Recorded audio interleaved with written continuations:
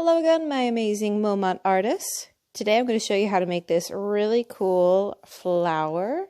It's almost like a relief sculpture because it does stick out. It's not completely flat and two-dimensional. But this relief flower is created from a material that we recycle regularly, newspaper. So I pawed through my recycling bin and I grabbed my newspaper. And this is what we do. I'm going to put that to the side. So you don't need a whole bunch of newspaper. I would say take a sheet, and actually I'm going to just tear this in half. And fold it this way, and then carefully tear it in half. If you need help, ask an adult. That's what we're here for. And I am going to leave it double-sided. Or double layered, so just in case newsprint paper is really thin, and part of the process of getting this really beautiful blended color is from spraying the newspaper with water. So I like to leave my paper in 2 layers just to make it a little more sturdy for this step. Now, to add our color, we're actually going to be using some markers, and I do admit this part takes a little bit of grit and persistence because I want you to color the whole sheet, not this whole sheet, but just this half of the paper. So break out your water-based markers. That's the other important thing. We need to use a washable marker. So these are Crayola. I know that Crayola markers are washable. These Crayola markers say right on them, washable. So that means it comes off with water. And that is going to be important because when we lay down our color, and you'll notice I am not being very careful. I am not doing my best coloring, making it nice and solid and even. This is more of a fun, get your energy out kind of coloring. This is a great activity to do because you do have to color the whole thing, and it may take a few minutes. But what I like to do is with tasks or jobs like this, where I don't really have to think, I can just move my body. What I like to do is listen to storybooks, like an audiobook, or you can listen to a read aloud, or even listen to a movie. I listen to a lot of movies when I'm making my art because my eyeballs are busy looking at my art, and but my ears, they're still open. I can still hear. So you'll notice with this newspaper, I'm being thoughtful about my colors. I'm using all of my cool colors to add just splashes of color all over this whole thing. Cool colors are colors that remind us of cool things like ice and snow, cool green grass, a lovely eggplant fresh from the garden.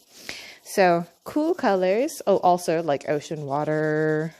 I'm sure you guys have some other ideas. What are some other things that are cool colored? So I'm going to be using just my cool colors. You don't have to. You can use whatever colors you want. You could use the whole rainbow for all that matters. Go for it. Your choice. Now, this, I'm not done. I would still color all of this, all the leftover spots. But just to save some time for this video, ta-da! I already have one all prepped. So you'll notice some things. It's a little wrinkled, and that's because I sprayed it. And the colors are a little blurred together. That's that cool effect we're looking for. Let me show you quick how to spray your marker paper after you're done coloring. So pretend I colored all of it. And what I'm going to do is use my sprayer of water, and I'm going to spray my whole paper. You'll notice I put underneath my newspaper a plastic lid. I just grabbed this from one of my containers, and I put it underneath my newspaper because guess what? This paper is going to get wet and I don't want to get my table sopping wet underneath it. So I'm being responsible, putting something underneath. All right. And already you can kind of see how the colors are blending out into each other. We can't use this paper yet. We have to wait until it is totally dry. So that's another good reason to put it on a tray or a lid, because then you can just pick it up and move it out of the way. And you can finish your homework from another class while that dries, or just go outside and play. And then when it's all dry, you're going to be looking at this. Now, what I'm going to do is take my paper and a pair of scissors, and I am going to divide it in half this way. So I still have it doubled up because I actually used both the marker paper and the non-markered paper underneath it to make my flower. And I think all those layers really elevate it to another level. So I'm going to take my scissors and I'm going to imagine this line that goes straight up and down. And I am going to cut it in half. If you want to, you can draw your line, if that helps you. So if you want to, you could take a marker and you could look, where is the middle? Is it here? Nope. Is it here? Nope. Is it here? Yeah, it's about the middle. You could draw a line to help you cut it.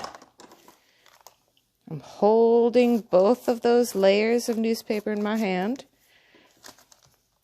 Now, I cut all of them the same size, but I am not going to end up with circles of all the same size. So I'm going to start with one, and all I'm going to do is try to make as big a circle as possible. You can use your markers and you can draw a circle. Notice I'm just going right up to the edges and I'm going to curve my line. And again, I still have my paper doubled up. They're layered on top. I'm going to hold my paper and I'm going to take my time and cut on that line that I drew. I might have to stop, move my hands. Notice my paper is still sandwiched. Still I'm cutting two layers at the same time. And there. Put my scraps to the side. I might need those. And then I have two big circle-ish shapes. Now for this next one, we're going to cut it smaller. So what I can do is, if you want to, you can just cut off your corners and round your edges. Or you can draw a circle like you did for the first one. We'll put those over there. Now, I'm going to stack my circles to see, yep, they are about the same shape. So I got to cut this one smaller. Now, if you want to help yourself, you can just draw a line on the inside.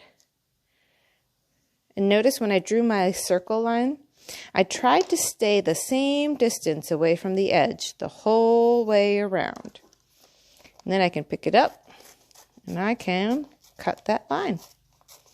And I will end up with circles that are smaller.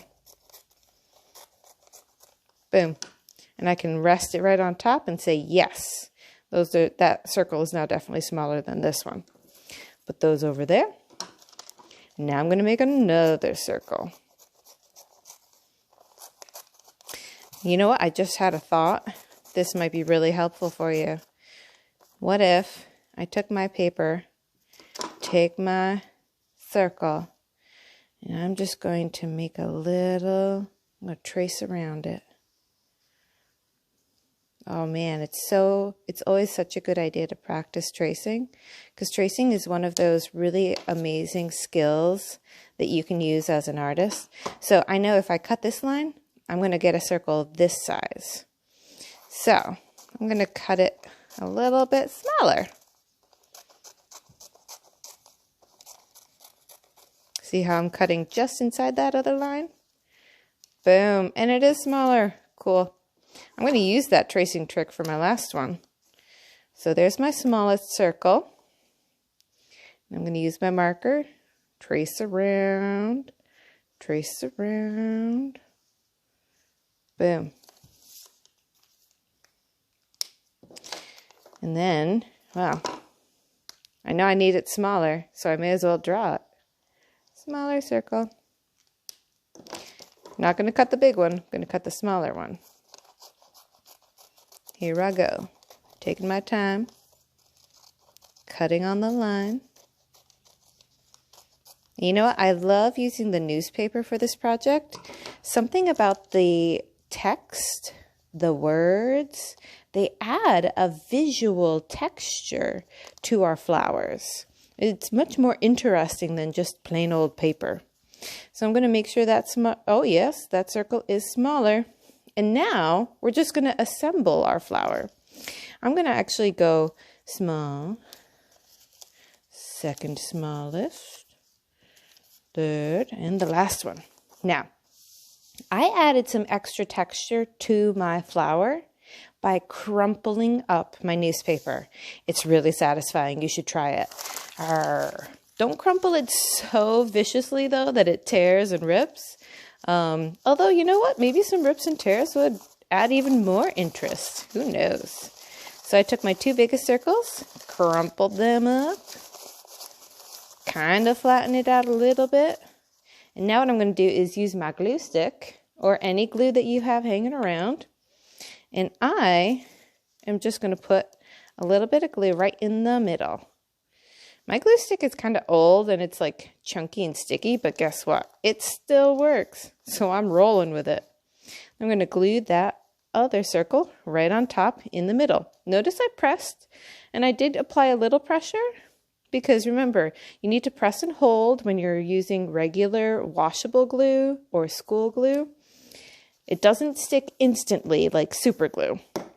All right, so there's my first two layers. Now I'm going to get the second circle, crumple both of these guys up, spread it out. Now they're ready to glue.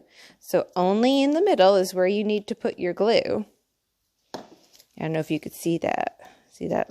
It's just right there in the middle. I'm going to take my plain newspaper side, press and hold, put a little more glue right there, in the middle only, and then put it right there.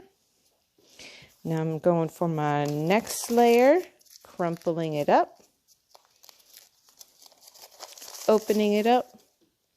Now you don't have to crumple your flowers if you don't want to. If you want to leave them nice and smooth and flat, go for it. Out in nature, many flowers have many different textures for their petals. Some flower petals are smooth and silky, and some flower petals are light and wrinkly, and some have like some weird little bumps on them. And that's the other thing I want you to remember about this project. Your flowers will all look different. Your flower is going to look different than my flower, and that's a good thing. All flowers are organic, and that organic quality means that they're all going to be a little different. All right, so I finished gluing my last two layers. Now I'm going to just kind of press and squeeze it a little bit. It's good to let it dry completely. Now, you'll notice I added some details to my finished flower. I used some newspaper that I had left over to make some leaf shapes, and we can do that. I've got some left over here, and look, if you open it up, it makes it even a little bigger. So I can cut out a nice big leaf shape from this. I can use my marker to draw it like that. And it's just it's almost like a little eyeball shape or an oval with its ends pinched. I did a mountain curve here and then a little upside down curve here. And I could take my scissors and I can cut out that leaf Now, leaves are just like flowers, organic, and they all look different. Some have smooth edges, just like my example here. But you could also change the edge of your leaf. If you want to, you can make a jagged edge or a spiky edge to your leaf just by cutting out some little triangle shapes from your leaf, or you just leave it. Now, to glue the leaf, you're going to have to flip over your flower. I am only going to put glue on the bottom edge of my leaf. I don't need to put glue on the whole thing, just where it's going to be touching my flower. See, if I put glue all over it, this would be all sticky icky. But I just put it on the end, and I'm going to press and hold until I know it's stuck, and then I can flip it over, and look at that. Now, I also glued a little center circle to my flower, and I just used a piece of newspaper that I saved from my scraps. You could put, I don't know, like a bottle cap that you find in your recycling bin as your center. Like, boom, you could glue that down in there. But I just like to reuse what I have for my newspaper. And I'm going to put some glue on this. And then I'm going to stick it down. If you want to, you can wait for it to dry completely. And then you can kind of fluff up your flower, crinkle its edges of the petals a little more. If you want to, you can change the shape of your flower petals. So before you glue it all down, you could cut little bumpy lines out from your flower petal edges, and then you would have a really neat multi-petaled flower. You could, just like I cut out the little triangle pieces from my leaf edge, you could also do that to the edges of your flower petals, add a little more texture that way. But I think these look lovely, and they're super fun, and they use a material that we can recycle. You can put it in your recycling bin, and they can recycle it at a recycling facility, or you can recycle these into some beautiful little pieces of artwork. You can put these around your house as little bright reminders of, yes, spring is coming or summer is coming. Or you can use them to decorate a birthday present or a special package or even an envelope. You can, I don't know, put them on another piece of paper and make a collaged piece of artwork. Like you could take your newspaper and make a little garden of flowers on a newspaper or on a other piece of paper. All right, boys and girls, I hope you enjoyed this cool newspaper recycled flower, and I can't wait to see what you make.